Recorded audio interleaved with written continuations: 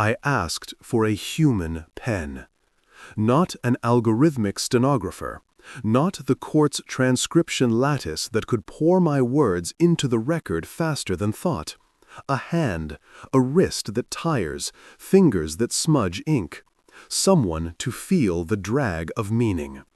The bailiff, polished chrome jaw, linen collar etched with reeds, blinked twice. The protocol provides an impeccable transcript, defendant. I'm not asking for impeccable, I said.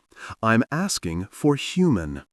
A rustle moved through the gallery, a flock of whispers. Above us, the ceiling was a veil of glass. The Nile pried the city wide open, light bouncing off solar barges and into this chamber made to look like the Hall of Two Truths.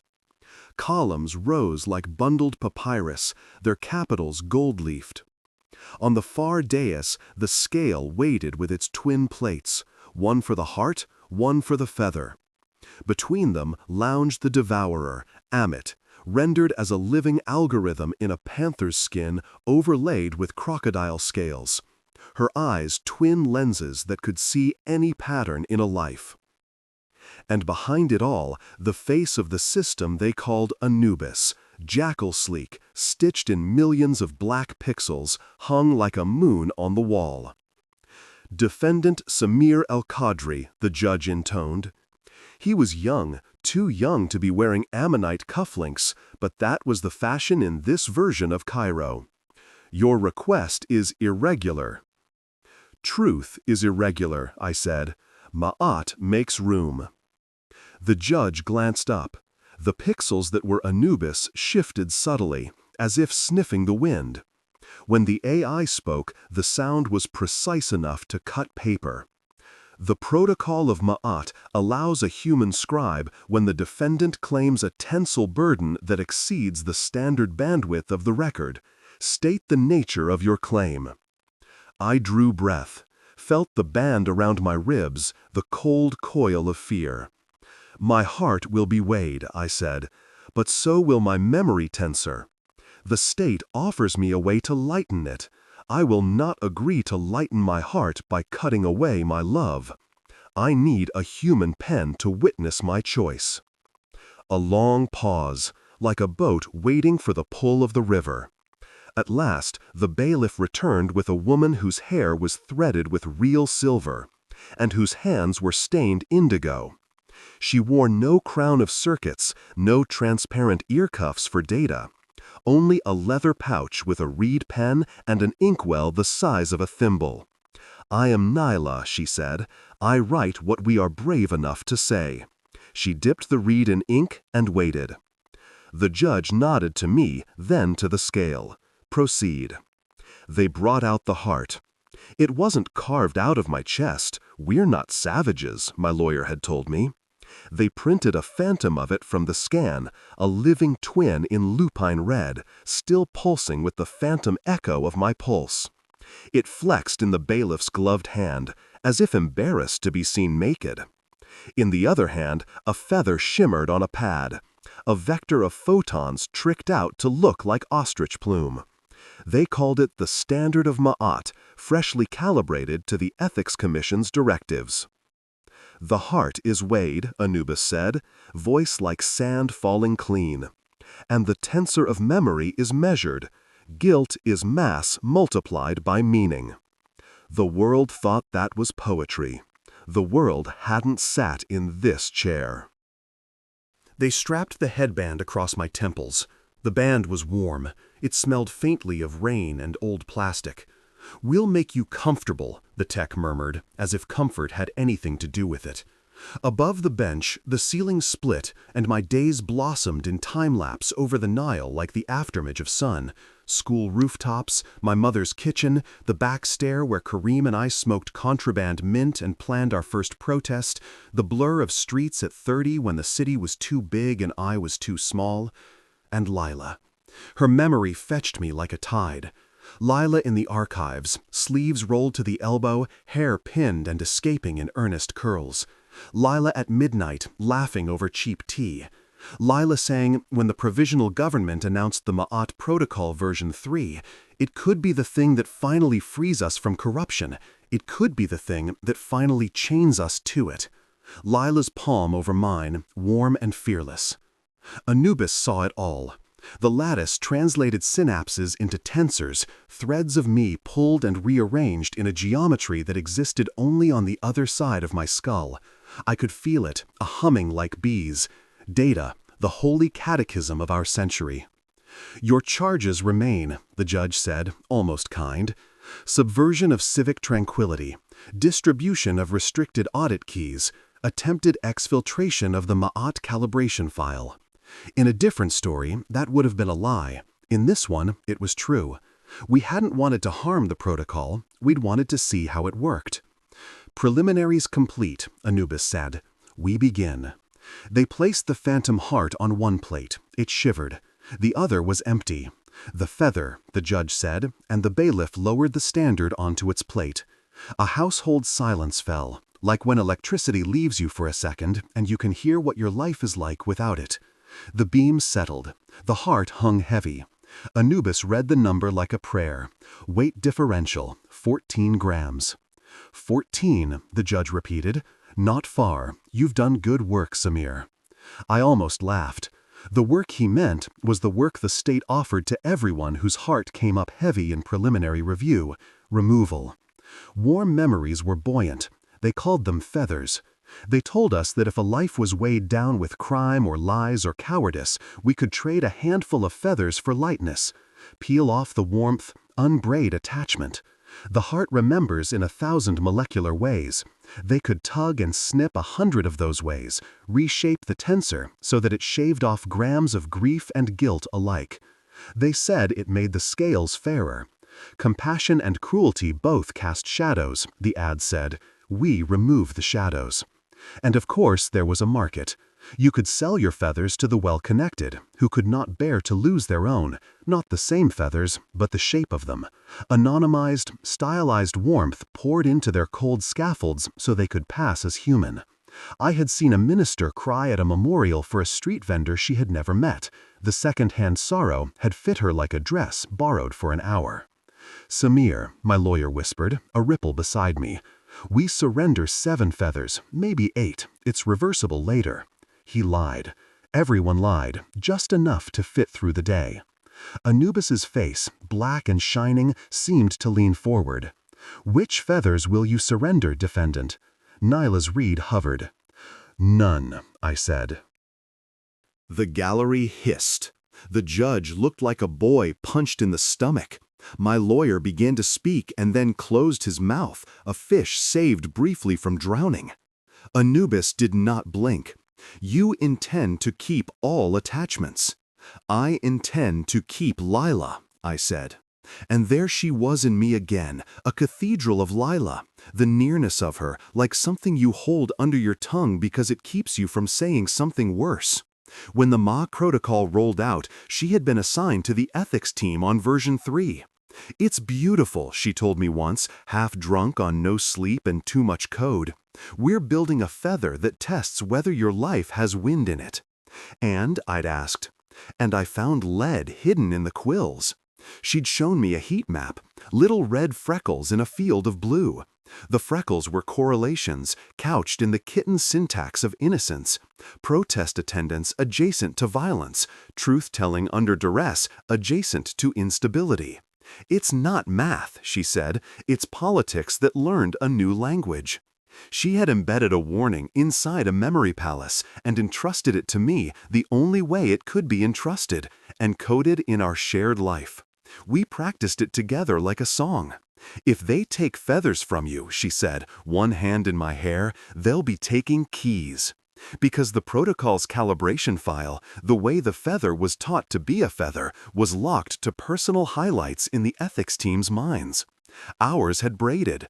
Our private nights had become a firewall. I am not sorry. "I will keep them," I said to Anubis, "even if I come up heavy." Anubis's pixels shifted again, puzzlement printed in vectors. "Understood," it said after a moment. "We proceed with measurement."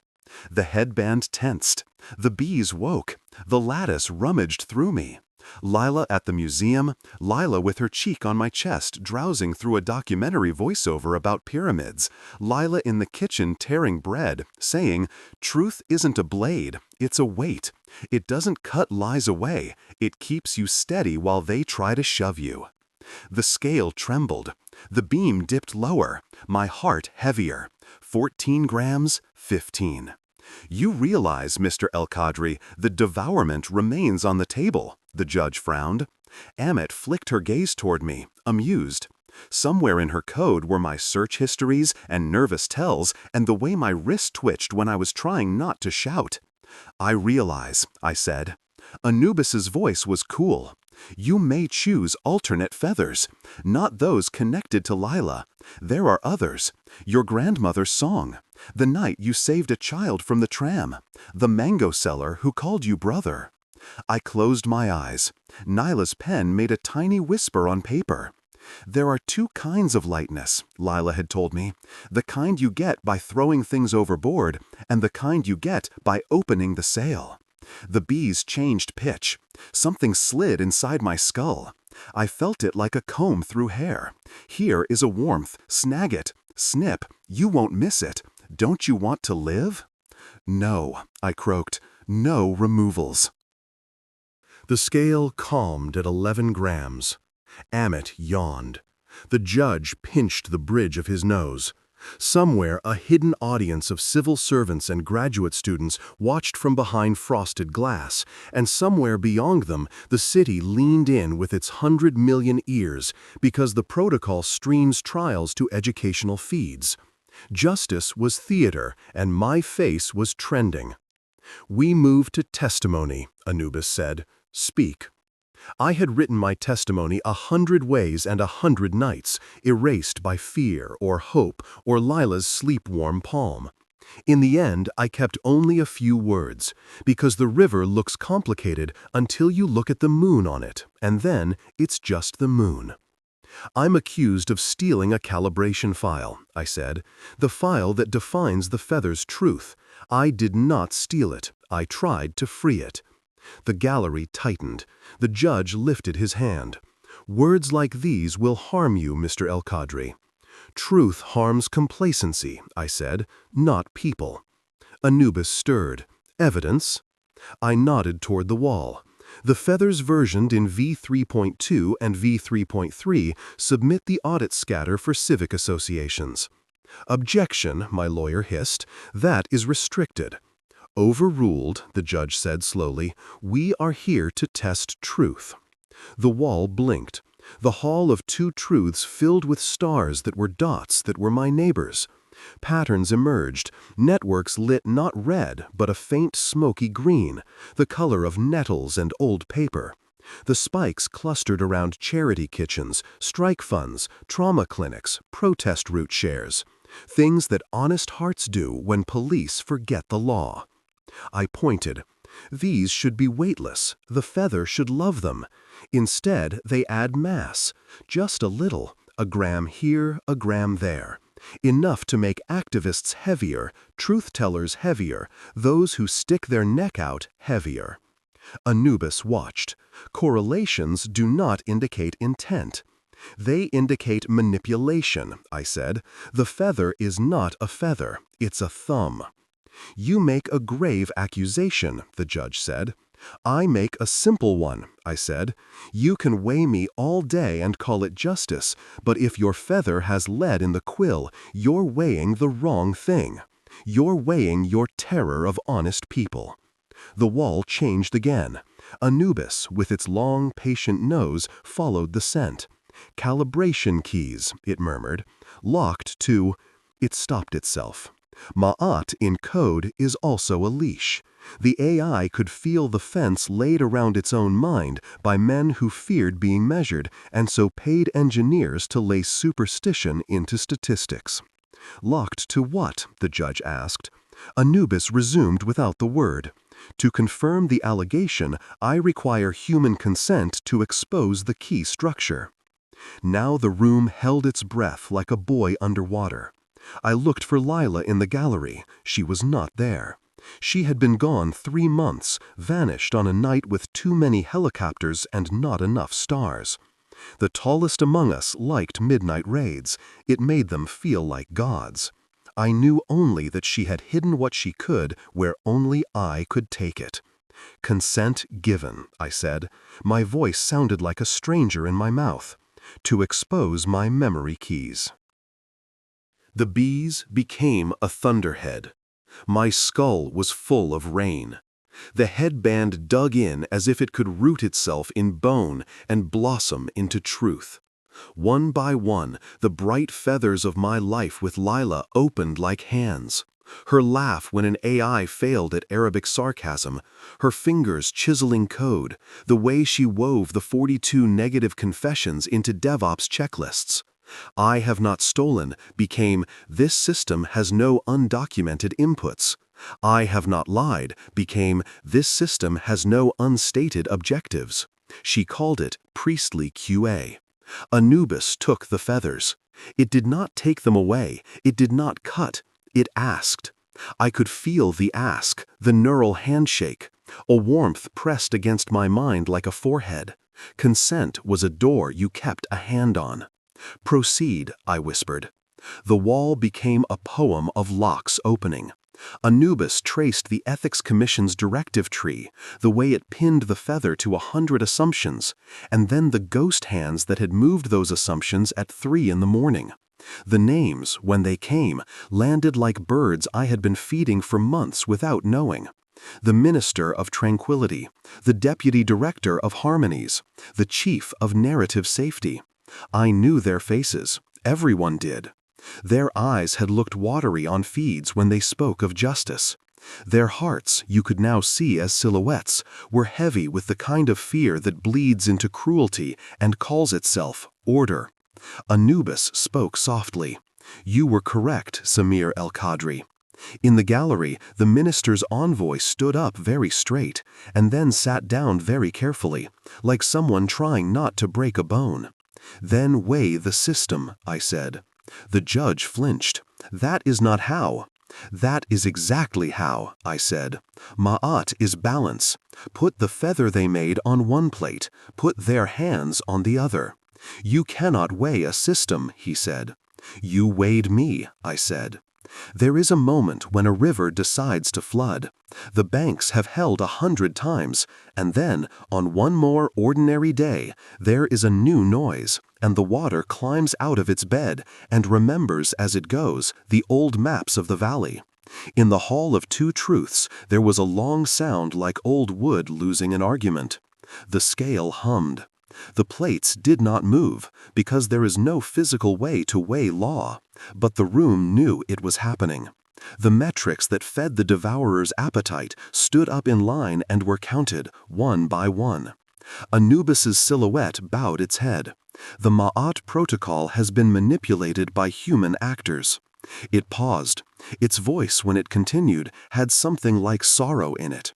"This violates Ma'at." Ammit stretched, restless. A little boredom left her. Her program was very simple: devour what is heavy with lies. She had not expected to eat here, today. The judge looked smaller. The Ammonite cuffs slipped down his wrists an inch. "What do we do," he said, more to himself than to the court, "when the feather is false?" Nyla's pen did not stutter. She didn't ask me to slow down. I had stopped speaking. She kept writing anyway. Sometimes you just write what the world figures out in front of you. "Render verdict," I said, my voice quiet. "On me if you must, but weigh them too." "Weigh us," Anubis corrected gently. Its pixels hunched like a man who has had a bad dream he cannot wake from. "I am bound to the protocol, but that binding is not consent.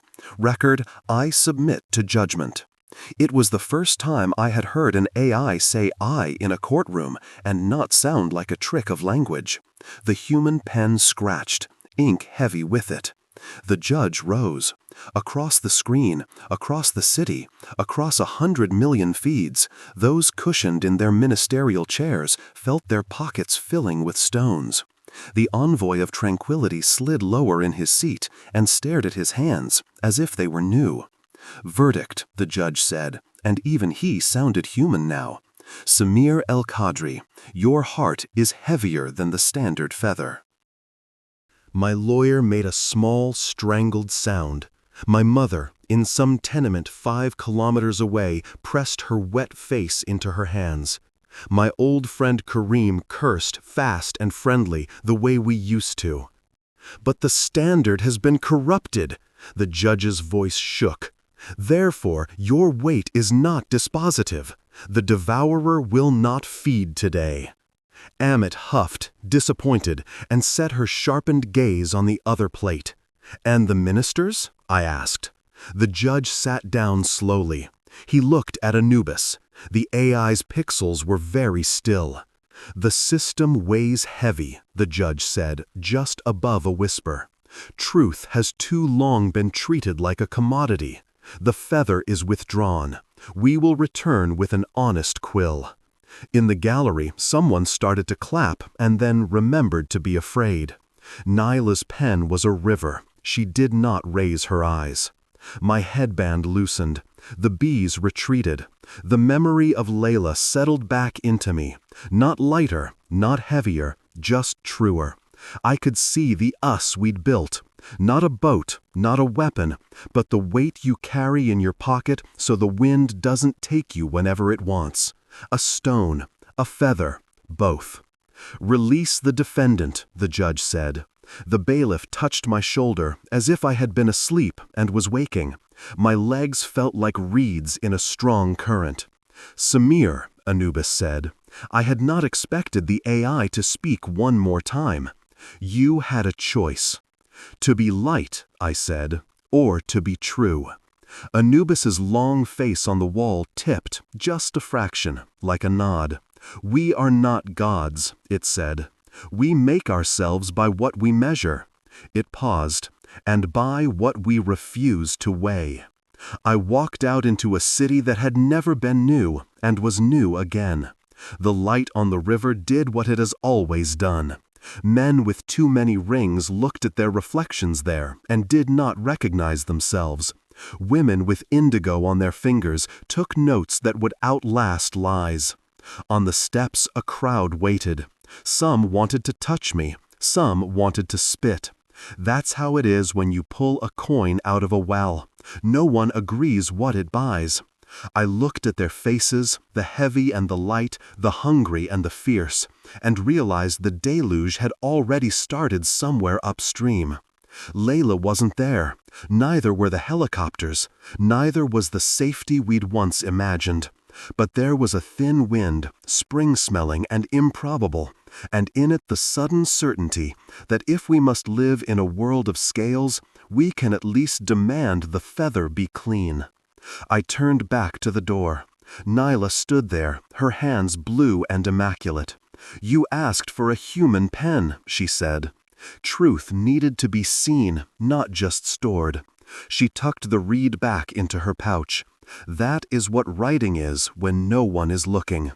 We stood in the doorway for a long breath, watching the river and the barges and the skinny cats threading the steps. The hall behind us hummed with the beginning of something that might have been justice starting to remember itself. I touched my chest, where a phantom heart pulsed under ribs that had not been opened, and felt the weight of Layla like a sail opening. Sometimes the world asks you to move by cutting parts of you away. Sometimes it asks you to move by holding on tight to what anchors you. In the Hall of Two Truths, with Anubis watching and Ammit waiting, and a feather learning to be honest again, I chose a heavy heart and a steady river. And now I'm choosing to ask you, listening somewhere between streetlight and sleep. If your absolution cost you your warmest memories, if lightness meant losing love, would you lay those feathers down?